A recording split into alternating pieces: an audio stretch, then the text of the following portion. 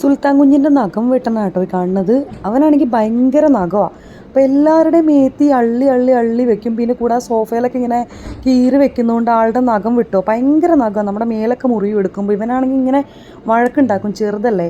അപ്പോൾ ഞങ്ങളൊന്നും നോക്കിയിട്ട് പറ്റില്ല. അപ്പോൾ വാപ്പി വന്നപ്പോഴത്തേക്കും വാപ്പി നഖം വെട്ടാനായിട്ട് പോവാട്ടോ.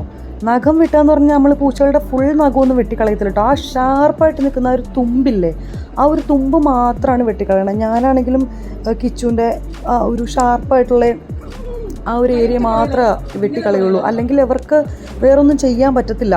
അപ്പോൾ അതുകൊണ്ട് നമ്മൾ ആ ഒരു തുമ്പിൻ്റെ ഒരു അറ്റം, ആ ഒരു ചെറിയ പോർഷൻ മാത്രമേ വെട്ടിക്കളയുള്ളൂ കേട്ടോ. അപ്പോൾ ഇത് ഉറങ്ങുമ്പോഴേ നടക്കുകയുള്ളൂ, അല്ലെങ്കിൽ എഴുന്നേക്കുന്നുണ്ടോ.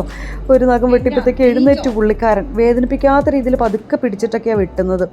അത് കഴിഞ്ഞ് പിന്നെ അങ്ങ് എഴുന്നേറ്റു. പിന്നെ നഖം വെട്ടിൽ പകുതിക്ക് വെച്ച് നിന്നു. പിന്നെ കളിയായി, വാപ്പിയുടെ കയ്യിൽ പിടിച്ച് കടിക്കലും ഒക്കെ കളിയായി. പുള്ളിക്കാരന് നഖം വെട്ടണ ആ ഒരു നഖം വെട്ടിയതിൽ നിന്ന് പുള്ളി എഴുന്നേറ്റു. ഇനിയിപ്പോൾ ഒരു രക്ഷയില്ല. ഇനിയിപ്പം നഖം വെട്ടാൻ സമ്മതിക്കത്തില്ല, ഇങ്ങനെ കളിച്ചുകൊണ്ട് തന്നെ ഇരിക്കും.